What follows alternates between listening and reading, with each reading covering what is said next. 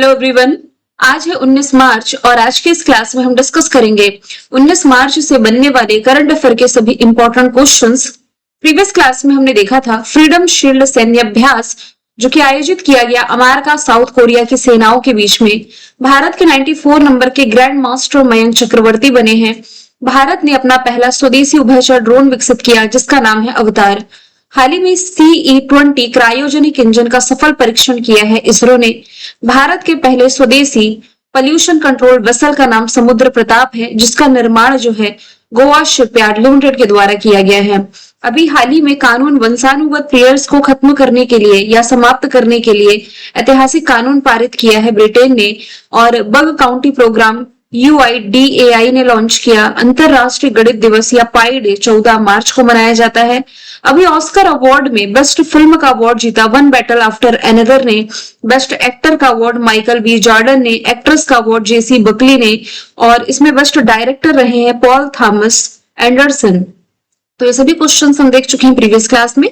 शुरू करते हैं आज का हमारा पहला सवाल। हमारा पहला सवाल है, हाल ही में कुसुमपुर गांव को किस राज्य का पहला स्मार्ट गांव बनाने की घोषणा की गई है? तो आंसर इसका हो जाएगा ओडिशा। ऑप्शन नंबर ए इसका राइट आंसर हो जाएगा। अब इस क्वेश्चन में थोड़ा आप कंफ्यूज हो सकते हैं, पहले ही मैं क्लियर कर दूं। यदि आपसे पूछा जाए कि भारत का पहला स्मार्ट गांव, तो रिलेट करेंगे राजस्थान के धौलपुर जिले का जो धनोरा गांव है, इसे भारत के पहले स्मार्ट गांव के रूप में विकसित किया जा रहा है। और यदि आपसे पूछा जाए कि भारत का पहला स्मार्ट इंटेलिजेंट विलेज, तो ये आप रिलेट करेंगे महाराष्ट्र के नागपुर जिले का सतनावरी गांव। ये भारत का पहला स्मार्ट इंटेलिजेंट विलेज बनने जा रहा है। इसकी घोषणा कुछ समय पहले ही की गई है। यहां से स्मार्ट गांव जो टर्म है इसका मतलब क्या हुआ? ऐसे आधुनिक ग्रामीण समुदाय से इसका संबंध है जहां पर इंटरनेट कनेक्टिविटी बेहतर हो, तकनीकी नवाचार यानी कि इनोवेशन, डिजिटल साक्षरता के माध्यम से निवासियों का जीवन स्तर बेहतर बनाया जा सके। यहाँ गांव डिजिटल प्रौद्योगिकी जैसे ई गवर्नेंस हो गया, स्मार्ट कृषि हो गया, टेलीमेडिसिन हो गया और सोलर एनर्जी का उपयोग करके आत्मनिर्भर बनते हैं, जिससे शहरों जैसी मूलभूत सुविधाएं यहाँ पर उपलब्ध होती है। यदि बात की जाए यहाँ से ओडिशा की राजधानी हो जाएगी भुवनेश्वर। भुवनेश्वर में स्थित है कलिंगा स्टेडियम और इसी भुवनेश्वर में स्थित हो जाएगा आपका लिंगराज टेम्पल। प्रसिद्ध धाम जो है जगन्नाथपुरी, ये आप ओडिशा से ही रिलेट कर सकते हैं। ओडिशा से कुछ करंट अफेयर के फैक्ट मैं आपको बताती हूँ जो हाल फिलहाल हमने पढ़ रखे हैं। पहला तो आप ये रिलेट कर सकते हैं कि राजकोषीय स्वास्थ्य सूचकांक जो रिसेंटली रिलीज किया गया है 2026 वाला, इसमें ओडिशा टॉप पर रहा है। एक ये करंट अफेयर के फैक्ट हमने रिसेंटली देखे हैं। दूसरा हमने देखा था देब्रीगढ़ वन्य जीव अभ्यारण्य के बारे में, जहां पर इस साल का भारतीय बाइसन उत्सव ये मनाया जाएगा। तो देब्रीगढ़ वन्य जीव अभ्यारण्य पूछा जाए कहां पर है, तो ये ओडिशा में ही हो जाएगा। और आप क्या रिलेट कर सकते हैं ओडिशा का हाल फिलहाल का करंट अफेयर? देखिए, जो आरबीआई है, आरबीआई ये अपना दूसरा डेटा सेंटर ये भुवनेश्वर में बनाने जा रही है। पहला कहां पर है, तो ये मुंबई में है। तो ये कुछ करंट अफेयर के फैक्टर जो हाल फिलहाल हमने देखे हैं।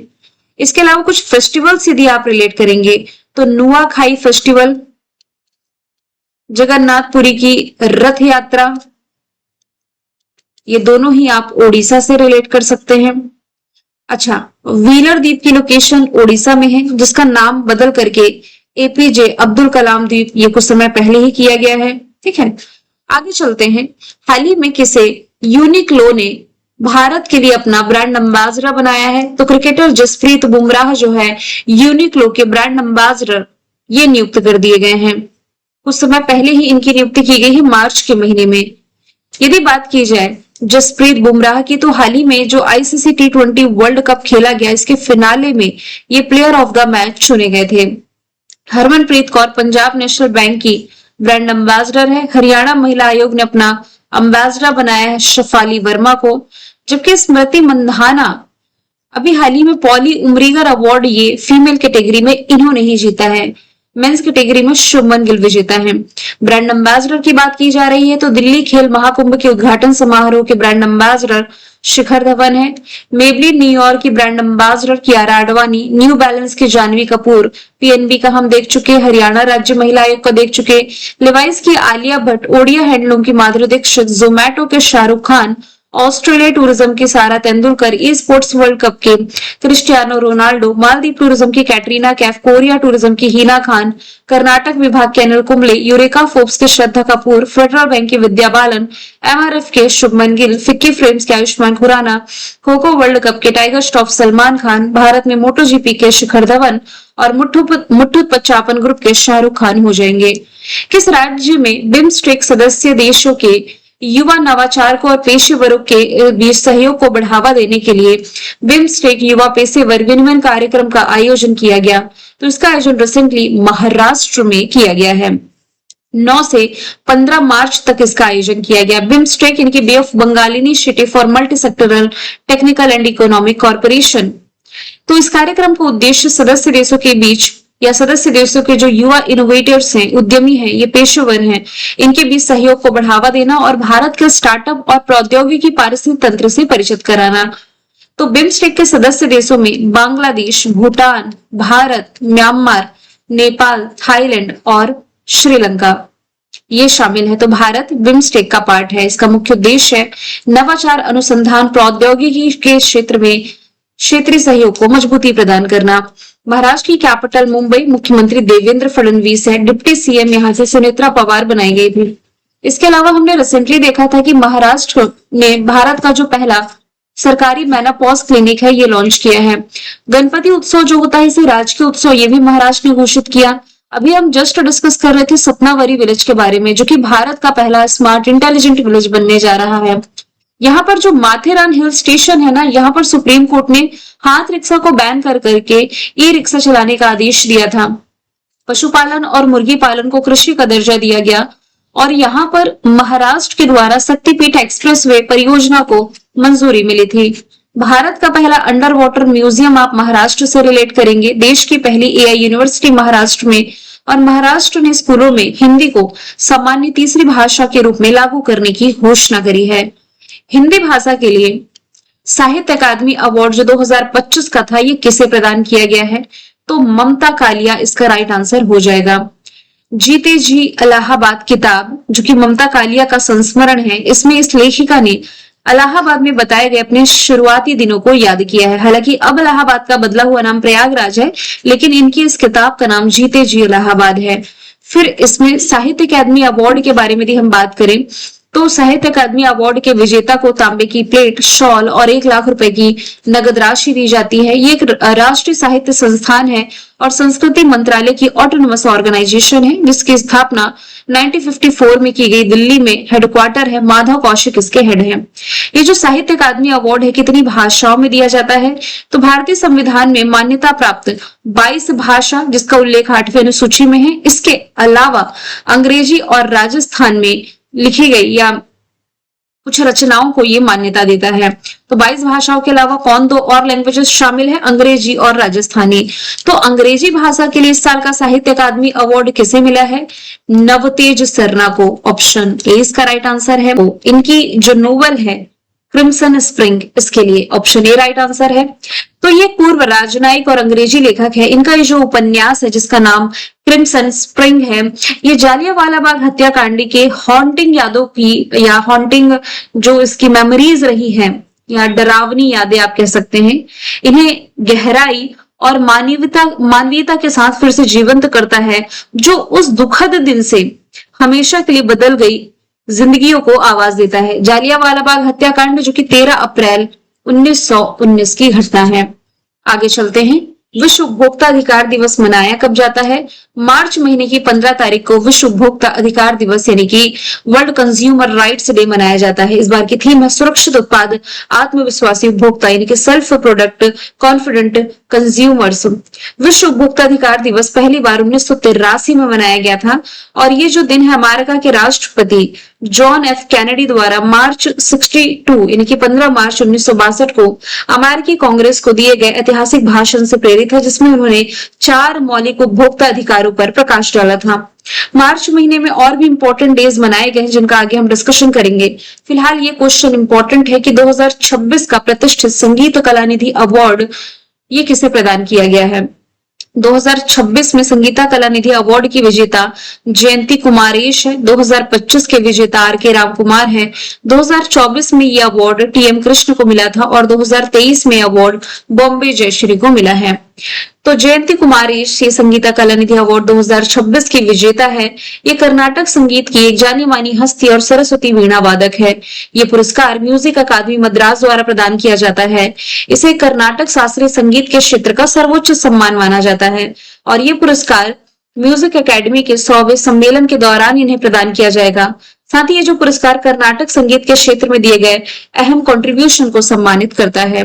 हालांकि अभी कुछ अवार्ड्स भी हमने देखे हैं, जैसे कि वाइल्ड रिसर्च हीरोज प्राइज मिला चंद्रकांत लहरिया को, जेसी डेनियल अवार्ड अभिनेत्री श्रद्धा को, अशोक चक्र सुधांशु शुक्ला को, नेताजी सुभाष चंद्र बोस पुरस्कार व्यक्तिगत कैटेगरी में जीता सीता अशोक शेलके ने, इंदिरा गांधी शांति निरस्त्रीकरण अवार्ड ये जो विकास पुरस्कार है ग्रासा मशेल को दिया गया।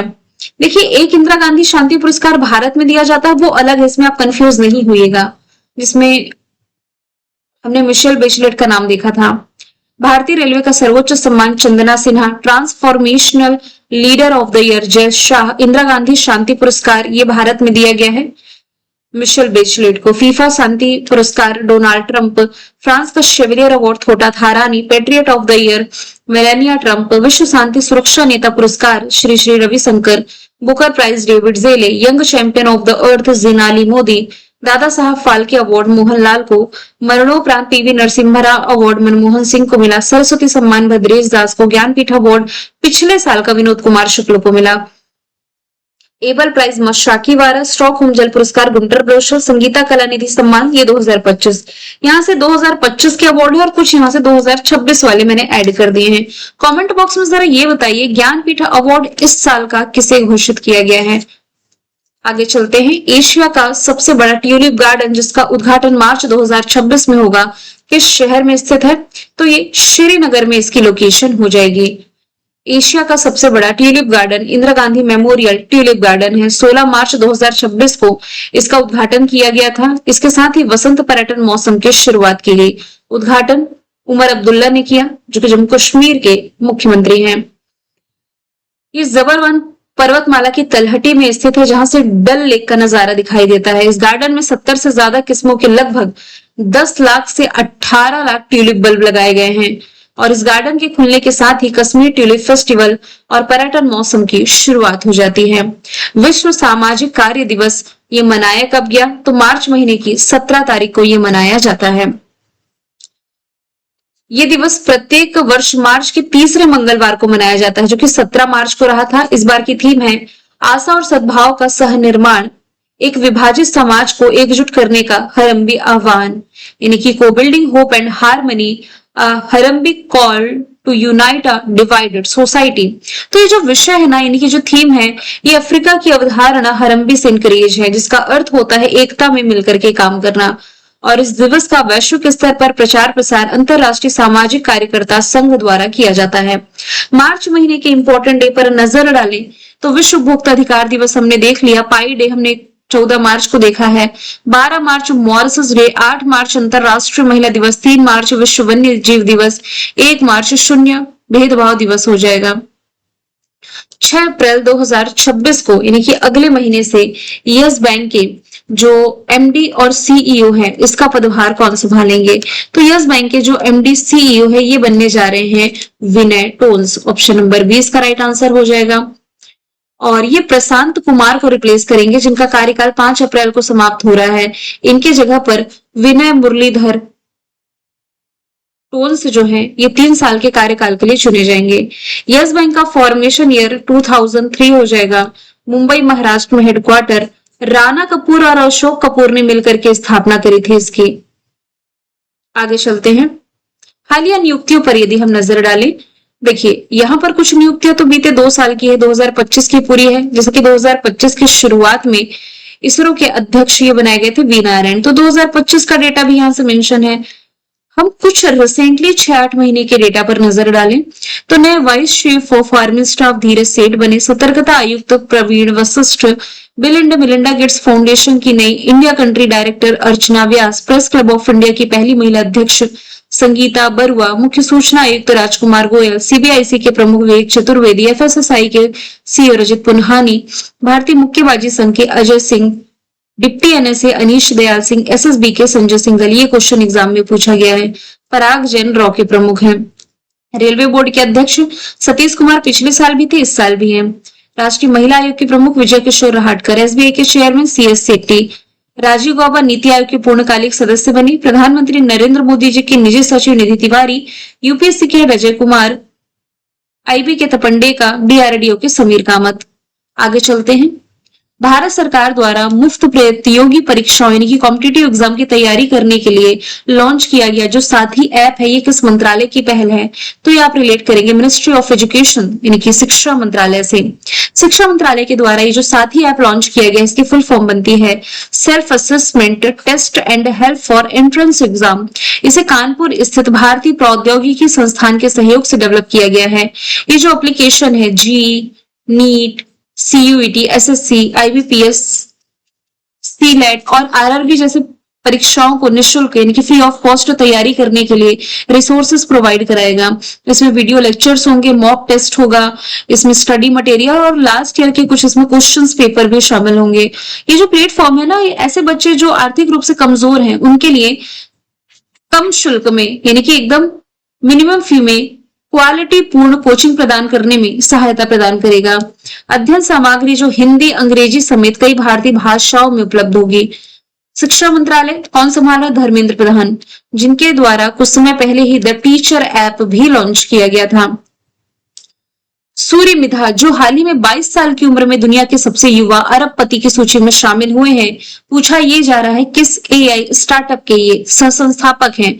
तो ये मरकोर एआई स्टार्टअप के सह संस्थापक यानी कि को फाउंडर रहे हैं। अब इन्होंने मार्क जकरबर्ग का रिकॉर्ड तोड़ा है जो कि 23 साल की उम्र में अरबपति बने थे। मिधा एआई भारतीय स्टार्टअप मरकोर के संस्थापक हैं। $350 मिलियन की फंडिंग राउंड के बाद स्टार्टअप का मूल्यांकन लगभग $10 बिलियन तक पहुंच गया है। देख लीजिए 22 साल की उम्र में लोग अरबपति बन रहे हैं। ये है सूर्य मिधा। आगे चलते हैं। मैंने कल आपसे पूछा था जोस एंटोनियो कोस्ट ट्रस्ट किस देश के 38वें राष्ट्रपति बने, जिसका आंसर चिली था। आज का सवाल है रिलायंस और किस देश के बीच $300 अरब की ऊर्जा साझेदारी हुई है? तो आंसर इसका जो भी आप कमेंट बॉक्स में बताइए। फिर हम मिलेंगे नेक्स्ट वीडियो में। Thank you so much.